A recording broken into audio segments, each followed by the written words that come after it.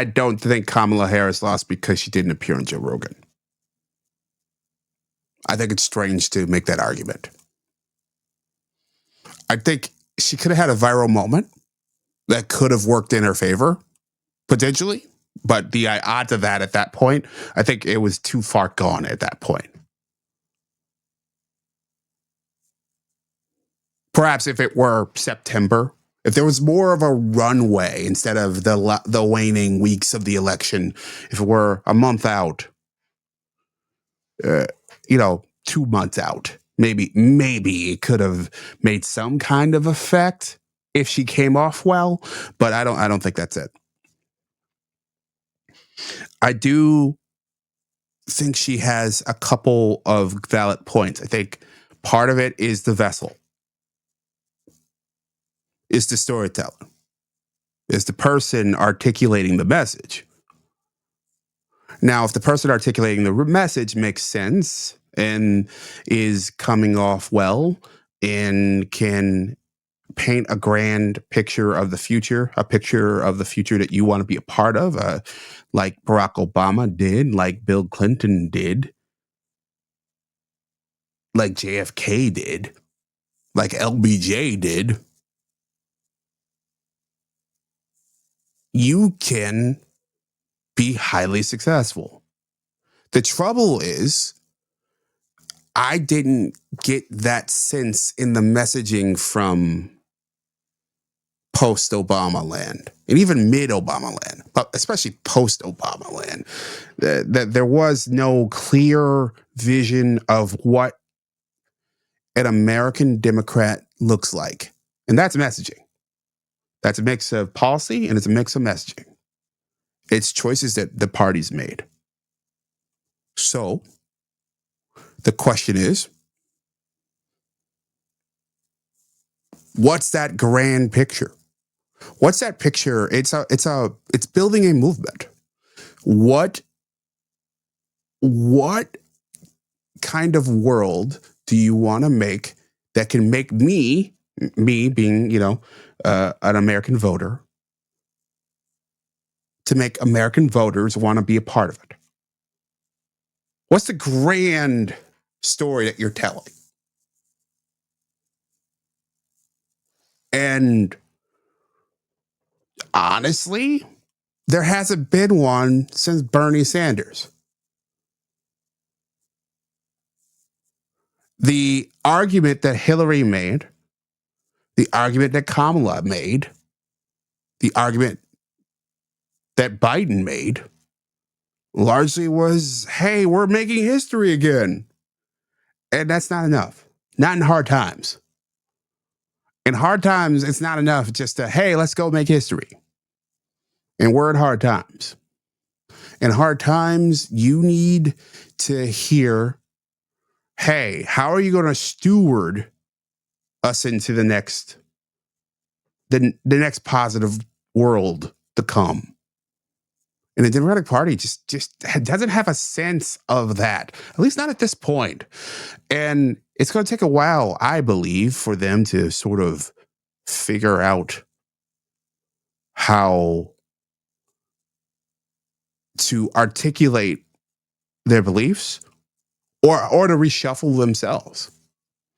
I think they're probably headed for a civil war, like the Republicans did in 2020, 2012, 2014. And it's going to take someone with a clear ideological message that they can articulate to a broader swath of Americans, or at least a coalition of swath of Americans, because you could argue that Donald Trump, especially Trump 2.0, made his arguments to different POCs. Like there's the MAHA, Make America Healthy Again. There's the MAGA groups. There's the tech bros. Like there's these pockets. There's libertarians. There's these pockets. There's traditional, more religious Republicans and conservatives. There are all these pockets that he appealed to, and he collected them to get to victory. Now, that's more traditionally a Democrat move. in terms of how he created his big tent. And I think what the Democrats have to figure out is how do you construct a new tent and who are you constructing it around? Also, I don't find their bench all that interesting. And maybe it's just a matter of time. Maybe it's form. My guess is it's going to take someone outside of the system in order to come into the system and say that the system should be different. A Donald Trump kind of figure. Not necessarily a billionaire, but someone with a platform or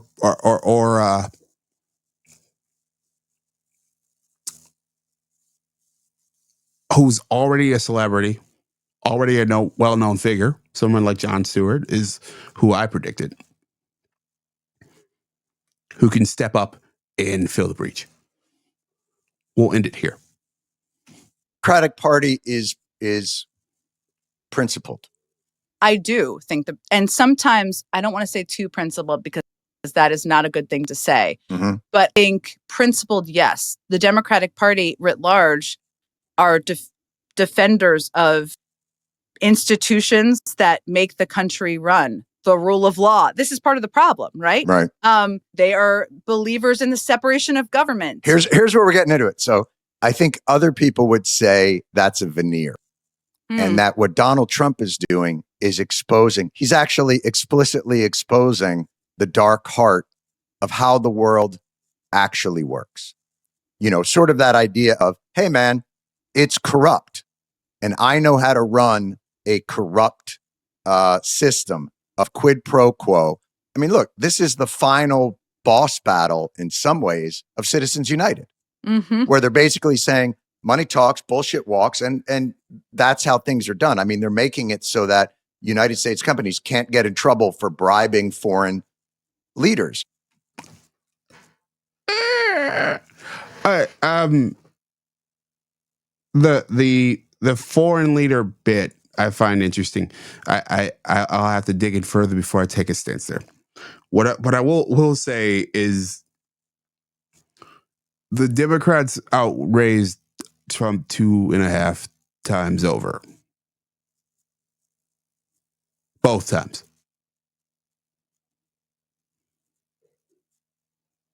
So the last 3 elections, they outspent him.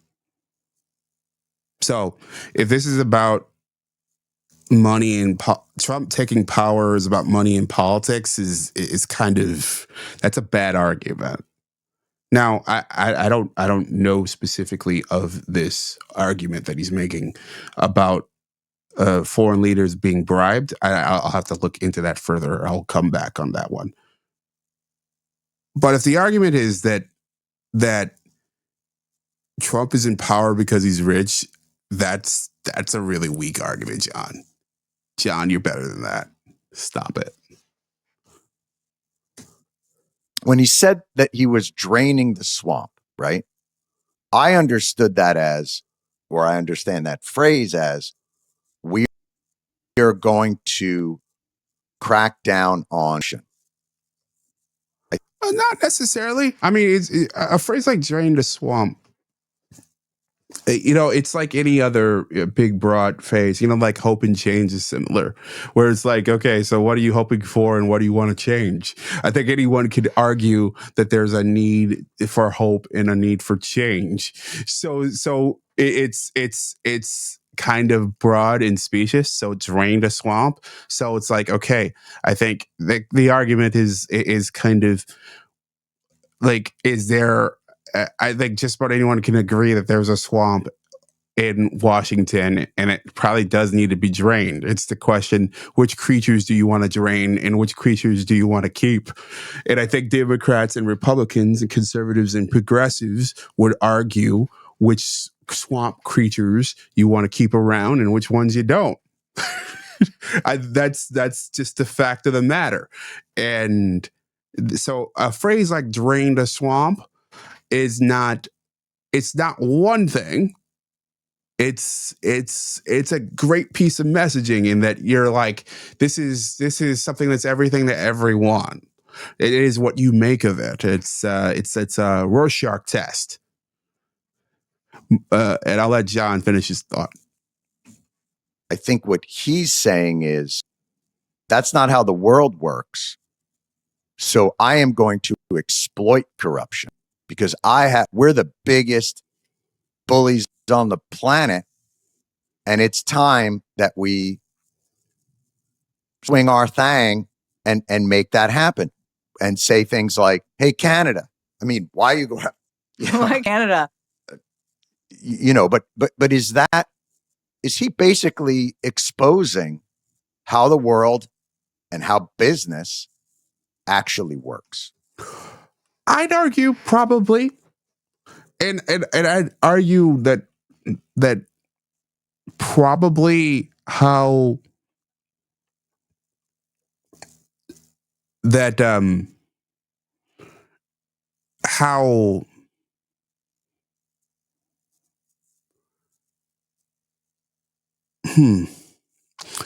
I would argue that he is not only exposing how business in the world works, it's how politics in this country has long worked under the veneer, as John put it, of, this sort of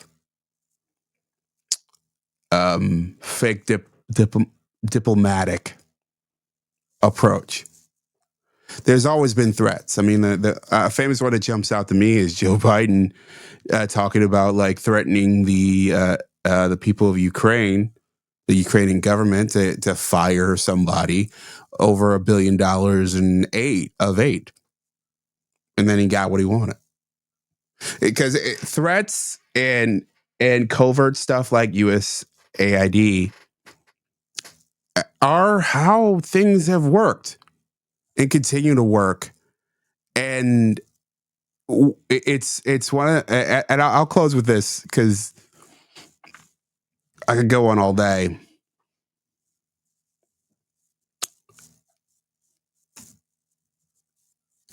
I think what Jon Stewart is struggling with, and I think a lot of people are struggling with this too, is the idea that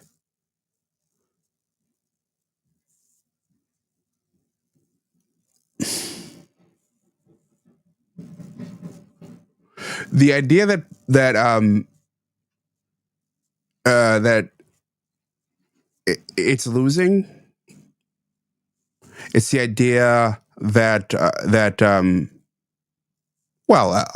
I'll put it this way. I've long believed that the largest concern that progressives have had with Donald Trump was less about the policy and more about the tone of his actions, the tone of his voice, the brashness, the punchiness of how they went through things and went about things. I think that was generally what has pissed off people the most on the left.